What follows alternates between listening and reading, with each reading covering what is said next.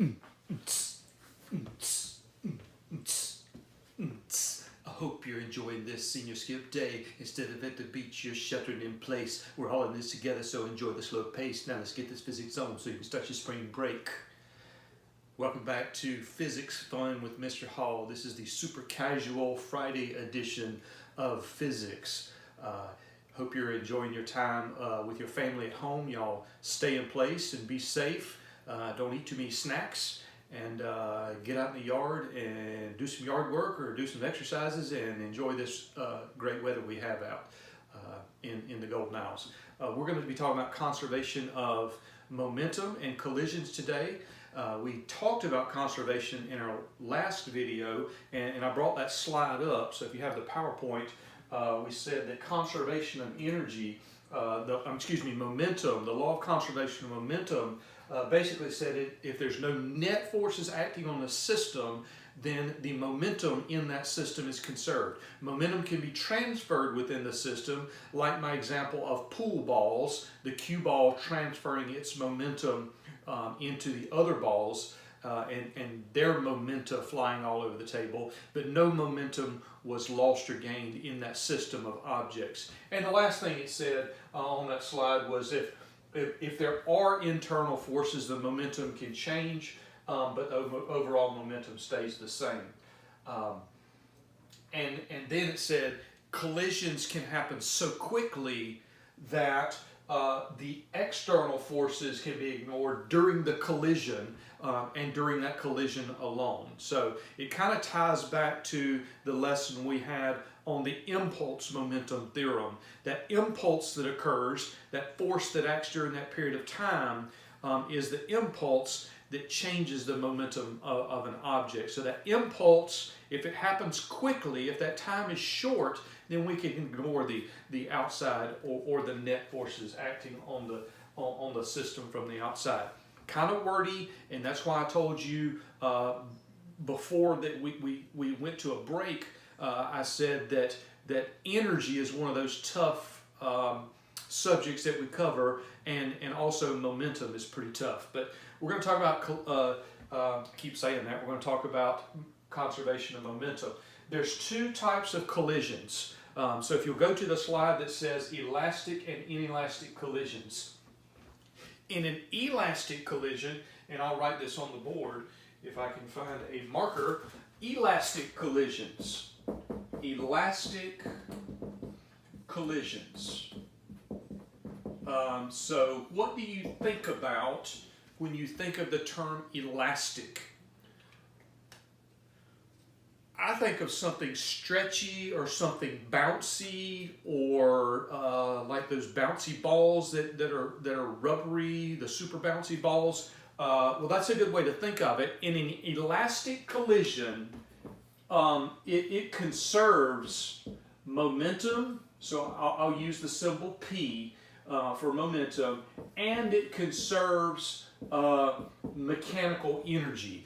So all of the momentum in the collision is conserved. That means you don't lose or gain momentum, and all of the energy is conserved in that collision. That's exactly what the slide says. In an elastic collision, the total kinetic energy is conserved. And so momentum, I said mechanical energy, I should have put kinetic energy. The total energy is conserved. So in real life, what would happen if I dropped a ball on the floor from this height and it collided with the floor? There was a collision with the floor and it bounced back upward. What would happen to the ball? Well, that's right. It would bounce right back up to my hand. If it was an elastic collision with the floor, it would not lose any energy in the collision. It would come back off the floor with the same velocity it hit the floor with, just in the opposite direction, and it would come right back up to my hand. That would be a pretty neat demonstration if I could do it right now. If I could find a bouncy ball that I dropped and it bounced right back up my hand and caught it, that would be a really neat demonstration, but there's no such ball that occurs with. There's no magic ball that you can find that collides elastically with the floor. So in fact, most collisions, well, I'm going to go venture and say all collisions that occur in real life are not elastic. They do not conserve energy. There is some energy lost to the environment. Some non-mechanical form of energy lost to the environment. Could be sound, if it makes a sound.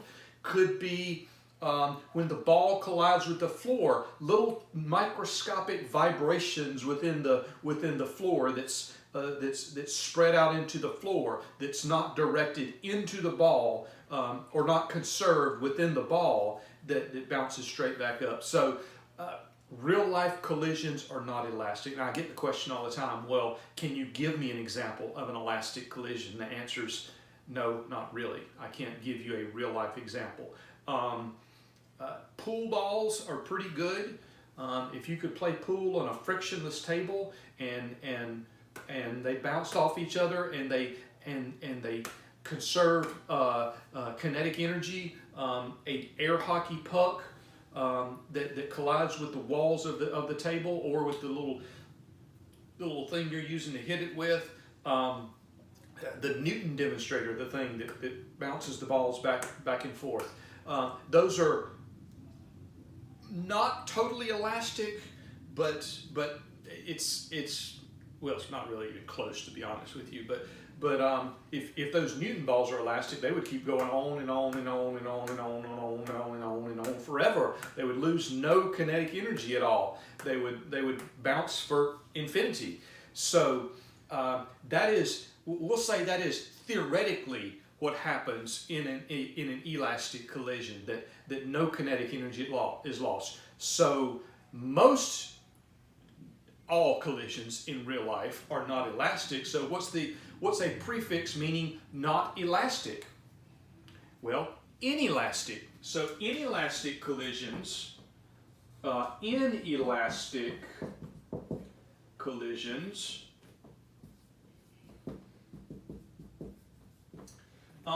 they do conserve momentum, but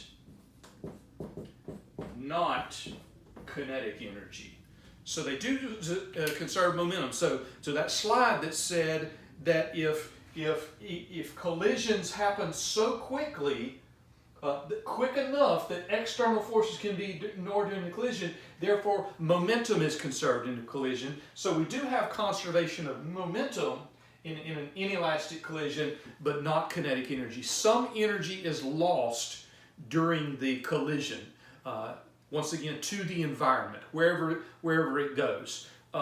We talked about impulse momentum again. A car that collides with another car. I said some cars have crumple zones in them that increase the time over which the car slows down to a stop.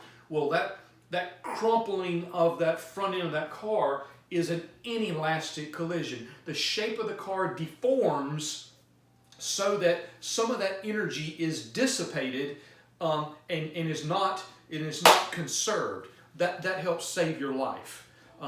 It decreases the net force acting on you that slows you down. But as a result, kinetic energy is decreased in the collision. The ball that I drop, some kinetic energy is, when it collides with the floor, some of that energy is dissipated into the environment, like I said, in the form of sound, vibrations in the floor. So when it leaves the floor, it leaves with less kinetic energy than it collided with the floor with. So really, collisions in real life are inelastic. They lose energy. I can give you many examples of that, and I'm not going to spend 10 minutes talking about examples of inelastic collisions, because I could, really. There is a special type of inelastic collision, and it's called a perfectly inelastic collision or a completely inelastic. It depends on which book you're using. Our book refers to it as a completely inelastic collision. In a completely inelastic collision,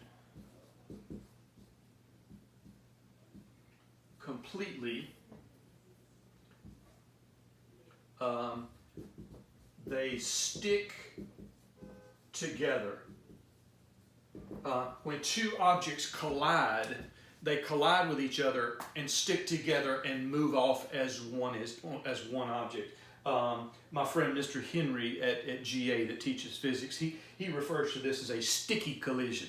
In a sticky collision, two objects collide and move off as one mass, and it loses kinetic energy as a result. There's some common examples of that, some that you don't think of really as collisions. I mentioned catching a baseball or a softball the other day. That's a completely inelastic collision. Here comes a ball with a momentum. You catch the ball, and the ball and the glove stick together, not literally, but figuratively stick together, and it moves back as one object. That's a completely inelastic collision. As a result, the ball-glove system loses kinetic energy. It has less kinetic energy than the ball coming at it initially. Let me think, another example. If you shot an arrow into a target, here comes an arrow with an incredible amount of kinetic energy and momentum, for that matter. It hits the target, and the target and arrow system goes back slightly, like that. Football, if you tackle somebody in football, here's somebody running a football, here comes the defender, and he's tackling, and he grabs the hold of the guy, and they move off as one object. That's a completely inelastic or sticky collision, if you want to call it that. The good thing is we're not going to do any problems over completely inelastic collisions. We're not even going to do problems over inelastic collisions. We're going to do some problems over elastic collisions where momentum is conserved and kinetic energy is conserved. So if you'll get out the handout, and that's problem G, and it says problem G, elastic collisions, I'll do number 1 for you, and then I'll let you do the other ones. However, as I was reading through these this morning, I don't like number 5. Number 5 is kind of tough. I don't even like the way the answer key did number 5. So we're going to skip number 5. So if you did not watch my video and you're attempting to do these, I don't know how you're going to know not to do number 5, but if you didn't watch my video, you're probably struggling on number 5 if you're doing the problems. And I'll probably get 10 or 11 messages through Remind on how do I do number 5? I don't understand. And I'm going to say go watch the video. So let me erase this right quick, and we'll jump on number 1. I'm going to show you 2 ways to answer number 1. I'm going to start with the easy way, and then we'll do the harder way. So if this is conservation of momentum, then we know that all the initial momentum in a system has to equal all the final momentum. So in fact, we could say the sum of, add them boys up. So the sum of all the initial momentum in the system has to equal the sum of all the final momentum. Well, that's dependent on the situation. It's dependent on the problem. So let's look at the problem, number 1, and see what it says. It says the moon's orbital speed around the Earth is 3.680 times 10 to the third kilometers per hour, so that's 3,680 kilometers per hour. Suppose the moon suffers a perfectly elastic collision with a comet whose mass is 50% of the moon. A particularly inelastic collision would be much more realistic. And that's what I said earlier. I said that when two things collide, more than likely it's going to be an inelastic collision. That's what a partially inelastic collision would be more likely. After the collision, the moon moves with a speed of negative 4.4 times 10 to the second kilometers per hour, while the comet moves away from the moon at 5.740 times 10 to the third kilometers per hour. What is the comet's speed before the collision? So we're looking for what is the speed of the comet before the collision. Now, it doesn't give us the mass of the moon in this problem. It just says that the comet's mass is 50% of the moon. So I'm thinking this. I'm thinking that Either A, we can look up the mass of the moon and then take half of that to find what the mass of the comet is, or could we just say that the moon's mass is 1 kilogram? It's literally not 1 kilogram, I know, but could we say 1, and could we say the comet's mass is 0.5 then? So could we make up a mass for the moon and then say the comet's mass is half of whatever? We could have called it 10 and 5. In fact, I probably like that better. Let's call the moon 10 kilograms and the comet 5 kilograms. Is 5 half of 10? Could we use 1,000,000 and 500,000? Could we use 1,000,000,000 and 500,000,000? Yet any numbers that are a magnitude and half that magnitude would probably work. If you're confused, go look up the mass of the moon and use that. So I'm going to use 10 for the moon and 5 for the comet. Why not? So let's figure out what's happening initially. The moon says it's moving around the Earth with a speed of 3,680 kilometers per hour. Well, let's go ahead and convert that to meters per second, just because we've done that forever and ever. 3,680 times 1,000 divided by 3,600 gives me 1,022.2 meters per second. So the moon, who we said is moving at, it has a mass of 10, is moving at 1,022.2 meters per second. Now, that's to the right. How do I know that's to the right? Because I made it going to the right, a positive number. I made the velocity positive. So that is the initial momentum of the moon. Now, where did I get this from? Because what is momentum? Mass times velocity. So it'd be the mass of the moon times its initial velocity. Now, what about the comet? What is it doing? Well, the comet, we said, has a mass of 5, which is half of what the moon is, times, well, what is the comet's initial velocity? Well, we don't know. That's what we want to know. It says in this last sentence, what is the comet's speed before the collision? Well, that's on this side where initial is. So what is the initial speed or velocity of the comet? We don't have any idea. So this is right here. This is the initial momentum of the moon, and I'll write that out. The moon's initial momentum plus the comet's initial momentum. So I added them boys up to find the initial momentum of both objects in the system. So our system is a moon-comet system. And I'm setting that equal to all of the final momentum. So the initial momentum, this side, is equal to all of the final momentum on this side. Well, what's the final momentum of the moon? The final momentum of the moon, it says after the collision, the moon moves with a speed of negative 4.4 times 10 to the second kilometers per hour. So that would be 440 kilometers per hour. So 440 times 1,000 divided by 3,600 gives me 122.2 meters per second, but it said it was negative. So what did the moon do before and after this collision? So it was moving that way initially, positive, but what does it say the moon does afterward? It goes boing, and it's bouncing off, and it's moving backward after the collision. How do I know backward? Because it says it's negative 4.4 times 10 to the second kilometers per hour, or the moon's mass times negative 122.2 meters per second after. So this is the moon's final momentum. Initially it was moving forward. After the collision, it's moving backwards, negative. So signs are extremely important when you're solving these conservation of momentum problems. or these elastic collision problems. So what's the comet doing afterward?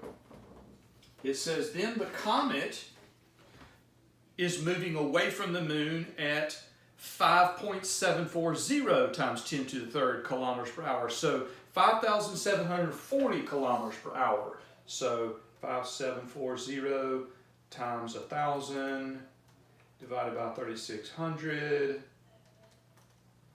is 1,594.4 meters per second.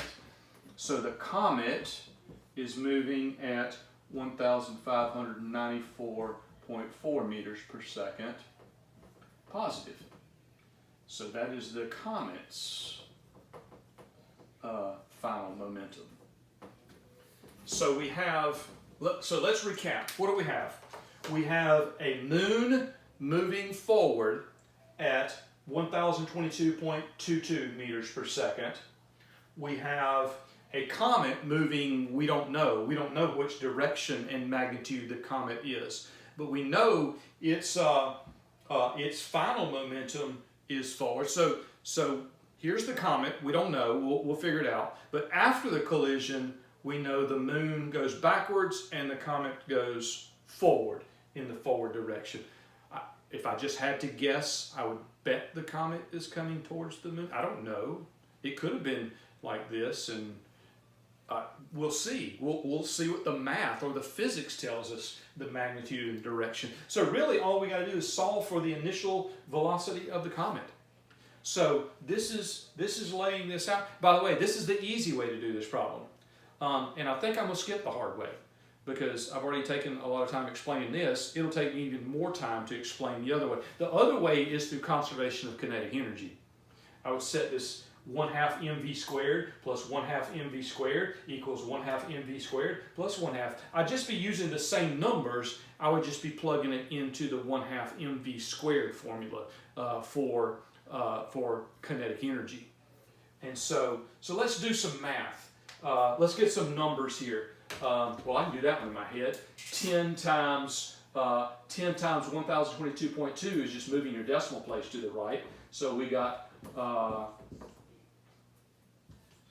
10,222 when we multiply 10 times that, plus I'm gonna write this all on one line. So that multiplied together is 10,222 plus 5v naught, or v0 there, equals 10 times that, which would be negative 1,222, 10 times that, plus 5 times that. Now, I'm not that good. I could probably multiply that in my head, but I don't want to get it wrong. You got to plug it in the calculator, right, too. Is 7,972. So there's my numbers. I just did some math. Multiplied that out, plus 5v, set it equal to that times 10 plus that times. So now let's break this down a little bit more. 7,972 minus that number, since it's a negative number, minus 1,222 is 6,750. Is equal to 10,222 plus 5 initial velocity. Subtract that over to this other side, minus 10,222 gives me a negative number. Negative 3,472 is equal to 5 times initial velocity, and then divide by 5. So the initial velocity of the comet was negative 694.4 meters per second. So I was kind of right, I was right in my prediction that the comet was probably, if the moon was going to the right, the comet was probably coming to the left in the negative direction. Not necessarily, it didn't have to be, but the physics and the math tells us that the initial velocity of the comet was in the opposite direction of the moon. The moon was going to the right at 1,022.2 meters per second. The comet was coming at it at 694.4 meters per second in the opposite direction. And then after the collision, they go off in opposite directions. The moon going back to the right at negative 122.2 meters per second, and the comet going, did I say right? I meant left. Moon coming back to the left at negative 122.2 meters per second, and the comet bouncing back to the right at 1,594.4 meters per second. So they did this, boing, like that, and bounced off each other elastically, losing no momentum or no kinetic energy. I mean, we could do the math here and make sure we're right. If you plug the initial velocity, negative 694.4 meters per second. If I did the math there, let me write it with another color so you'll see what I'm talking about. If I multiplied all that and add them together, so that was 10,222 plus 5 times negative 694.4. I get 6,750 for this side. That would be kilogram meter per second. That's the total initial momentum, positive 6,750 kilogram meters per second. That number plus that number.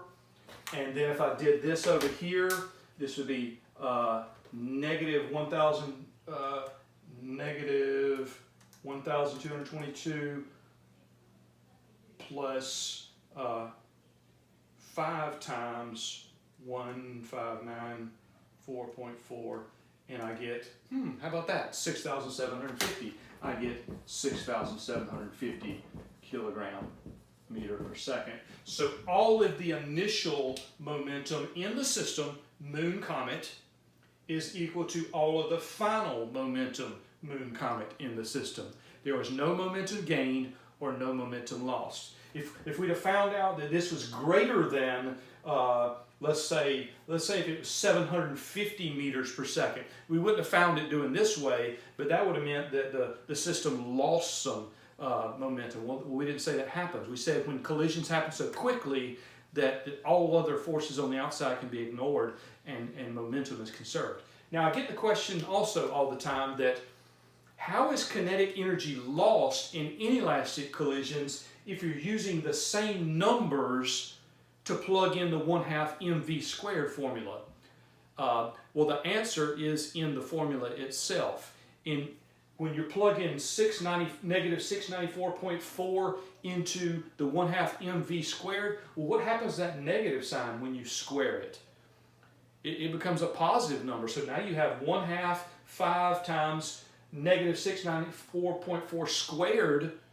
Well, that becomes a positive number. So when you add the kinetic energies together, you get a totally different scenario in that case. So the formulas do work out when kinetic energy is lost in inelastic collisions, and you'll have to take my word for it. The only problems you're going to do are elastic. So all you're doing is you're setting all of the initial momentum. You got to figure it out. What's happening in this system initially? Now, what if something's at rest initially? Does it have any momentum? Well, no, it's at rest. So its initial momentum could be 0. And here comes something at it, and it collides with it, and it bounces off in a totally elastic collision. So you'd only have one moving object. That would be like the pool scenario or the bowling scenario. When a bowling ball goes down the lane, or when a cue ball goes down the table, it's the only thing that has an initial momentum. All the other objects in the system are at rest. They have no momentum, so you'd only have one thing over here. The mass of the bowling ball times its velocity, or the mass of the cue ball times its velocity in the forward direction, if you want to define that as forward. And then you look at what's all the final momentum. Usually you're going to be missing one thing.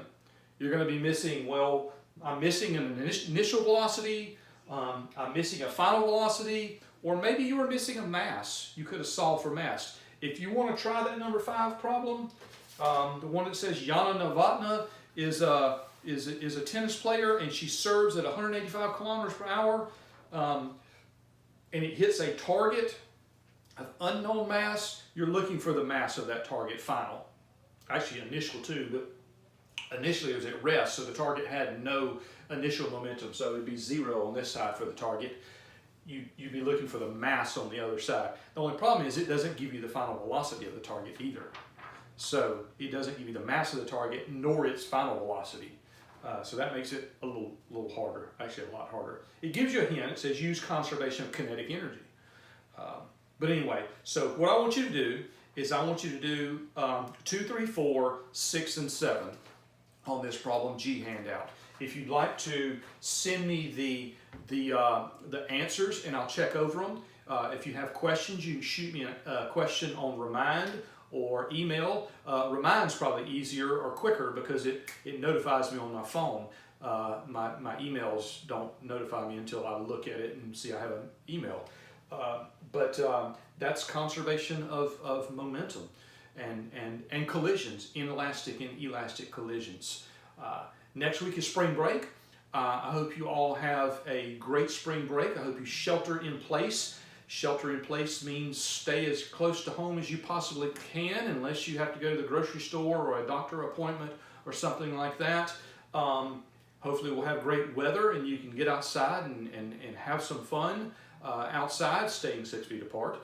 And we'll pick back up after spring break. Do not think about physics at all over spring break. I want you to rest your brains. I want you to rest your bodies. And we'll pick back up after spring break.